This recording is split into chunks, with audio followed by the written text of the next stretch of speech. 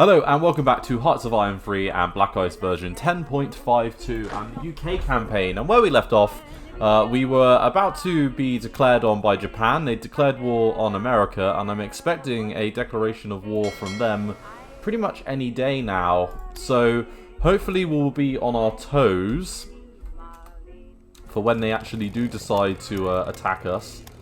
We're not at war with them currently, which means we can't jump on in, but yeah, it's a bit of a pain in the ass, really.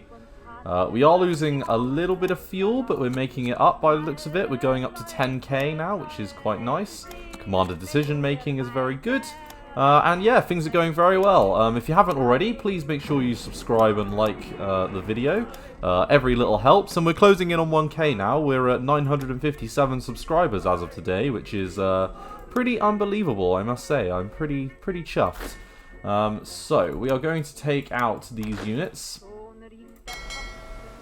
and bring them on forwards. In fact, we're going to do a rebase mission to there. Yeah, so you're heading back to the main port. You've got some there. We've got some additional units over here, which, to be honest with you, I think we probably want for over there. So what we're going to do is we're going to take you and rebase you to there, and then put a division here as well. The only port which is a little bit weak is this one here, which isn't the best, but I would rather hold our garrison positions over here, to be honest with you. But yeah, it's been an interesting week. It's been very busy. I'm sorry that the videos have been a bit delayed over the last couple of days. I was at home, and by home I mean at my parents' for a few days. So going out of my way to do a bit of recording this week so that I've got enough stuff for over Christmas.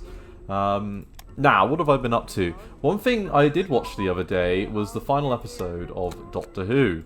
And, yeah. yeah. It was a rather disappointing end to a very disappointing series.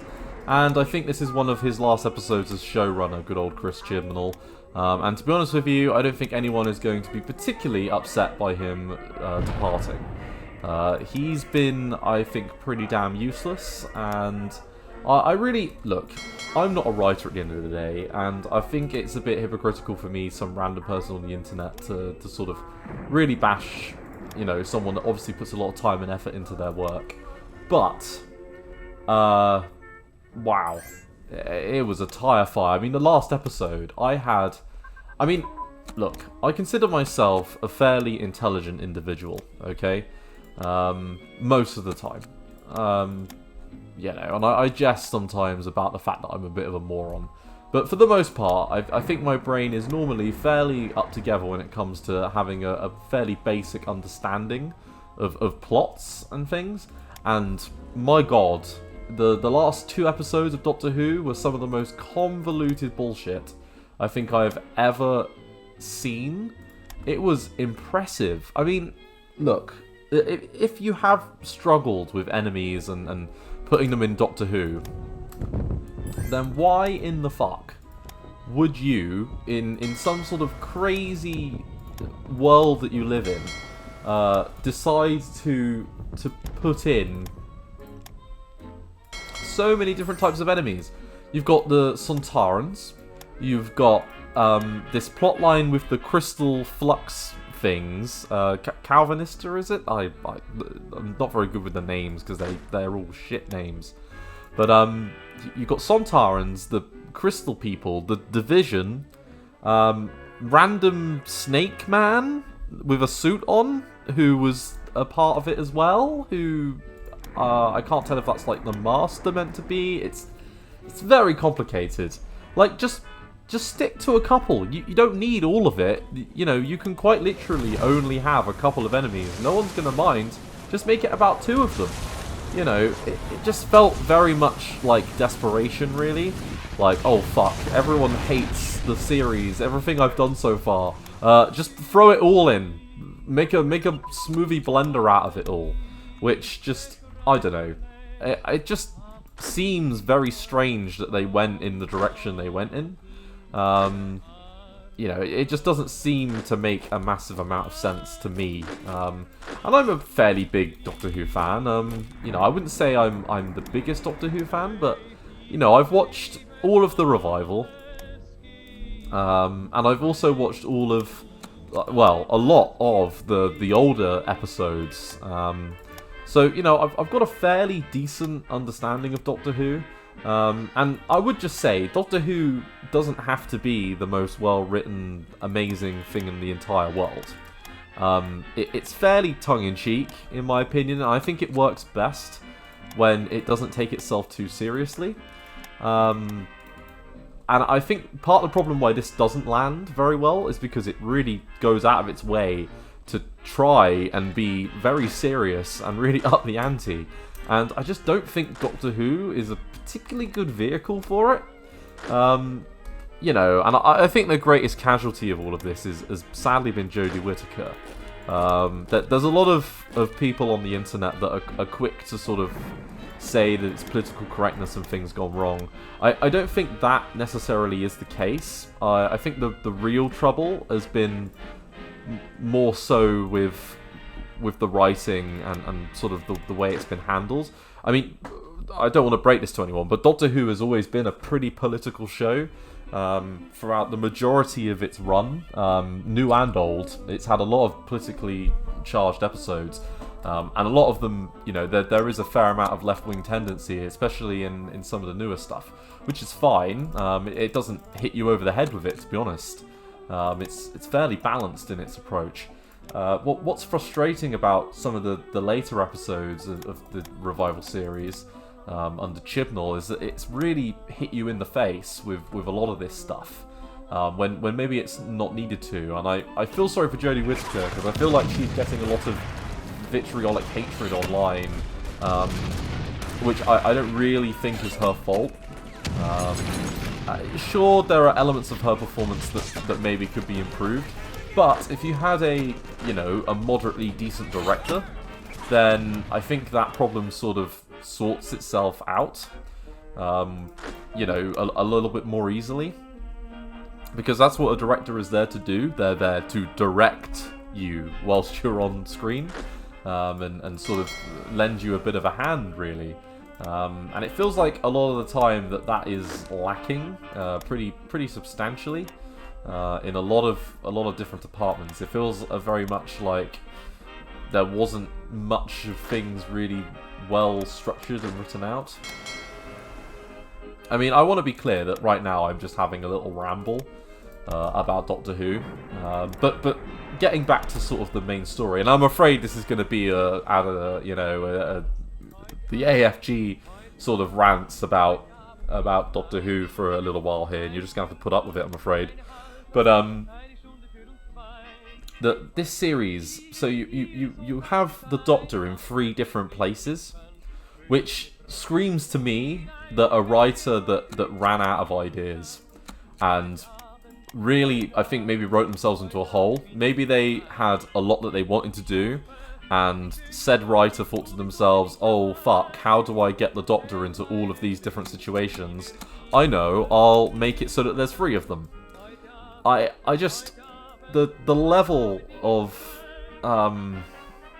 just the level of failure is kind of impressive. It's almost like a perfect synopsis of what not to do. Like it would almost, if it was like a film discussion, it would be impressive. Like honestly, it would, as to how badly handled this has been. I mean, as I say, I really feel for Jodie Whittaker, and I think she's been dealt a really sorry hand from all of this. You know, I think, you know, you have to say, you can't place a massive amount of the blame on her shoulders. I think you have to really put a lot of it on the director, as I say, and the writer. You know, the showrunner Chris Chibnall has run Doctor Who into the ground. I mean, look, I'm not the biggest Stephen Moffat fan, but I'm now looking back on some of the Stephen Moffat episodes and thinking, did I treat you too harshly? Because compared to this, they are infinitely better. Especially some of the later episodes. Some of them are, you know, especially Peter Capaldi's last season with Bill. A lot of people gave that flack, but I think Bill was a pretty solid companion, to be honest with you. And the Cybermen story, whilst not being groundbreaking, was at least pretty damn interesting. With the companion being sort of impacted. Don't crash. Fucking hell. Right, okay. Okay, so a good old cock. Learn from our allies, sure. Army asks for more money.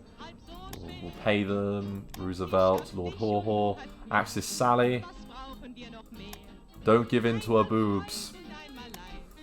Okay, so...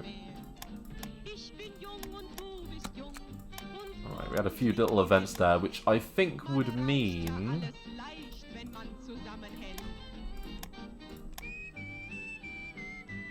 Okay, so we still don't see a war with... No, so there's still no war with Japan. I think we should get some more escorts, because we're lacking.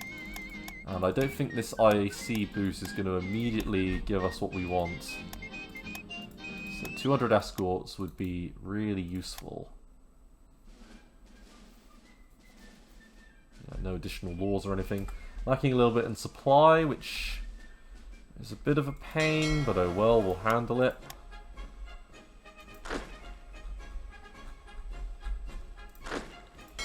Right. So they've got, you know, decent infrastructure across here. There's a lot more ports down here than I remember, which makes the defense of these islands a little bit more difficult. We are relying on the Dutch to actually, you know, just sort of hold them at bay a little bit, especially over here where we have slightly less British divisions. But, you know, it could be worse. We've got some units sort of dotted around. Wenwak, Madang, Bonga, Lee. What great names. Lari. Where's Port Moresby? Ah, there's Moresby. And Boona. Yeah, so there's going to be a fair amount of fighting on these islands, and we are going to rely on the Australians to do a fair amount of the heavy lifting. But yeah, just some strange decision making. So I'm gonna do the episode sort of step by step. So we start the episode, sort of with oh, there we go, more supplies. Thank you very much. I appreciate it. But yeah, we start the episode sort of picking up where we left off with the crystal entities, who I guess are playing with the Doctor, like playing around with her. They're savouring their triumph. You know, like, I mean, come on, like seriously, it's you know, wouldn't they, if they're that big, you know, they're the big bads, wouldn't they just sort of like handle these things a little bit quicker, rather than keeping, you know, the Doctor sort of around? It just doesn't make sense, you know. And then there's the fob watch, which they're obviously using from Russell T Davies area. This is the thing, the most interesting stuff in the show is stuff that isn't done by Chris Chibnall. It's stuff from previous versions of Doctor Who. I mean, that's poor. That is really poor. You know, no additional enemies. What is this really the best we've got? Like, seriously, I'm in awe of the incompetence. I can't rationalise it. I mean, I've spoken before about like Star Trek Picard and the fact that is not a very good show. Even there we go. I've just seen some ships. So I've just seen good old Japan's on its way. But yeah, I've spoken in the past, okay, that oh, let's just make sure we take things out like fairly quickly. We don't want to be caught on the back foot. Let's get our units moving on out.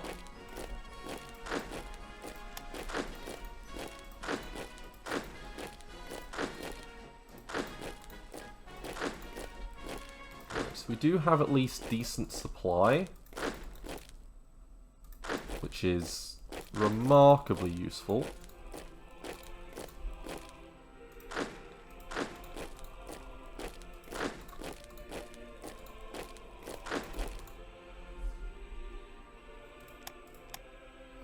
So yeah, we've taken up a forward position over here. Now, I don't see any Japanese units immediately.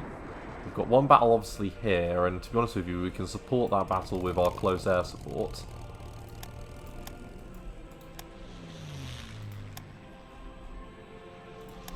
You know what, let's do a little bit of air superiority work. Make sure that we support things. A few little victories over here, which is nice. Including at Tikrit. We're hoping for a victory in Baghdad very quickly as well. Their organisation is dropping rapidly. A little air combat. But our fighters should be more than a match for their own. Looks like our planes are a match for them. And our motorized and tank divisions are moving on up as well. Now there is jungle, but then it's plains, which is quite nice. We desperately want to make sure that we take forward operating positions, like urgently. Oh, some units just spawned. Okay, well, let's make sure that we ground attack all of the relevant areas.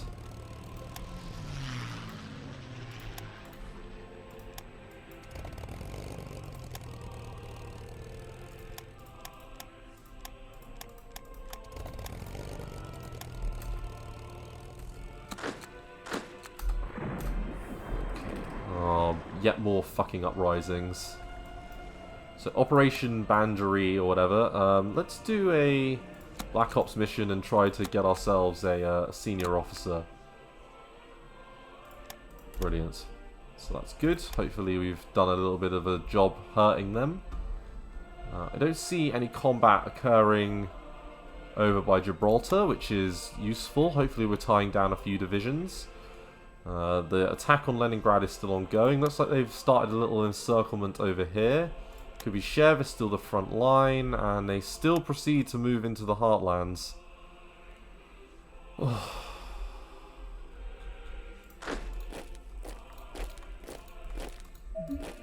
We need to... So, just quickly, the mod development team needs to decrease the amount of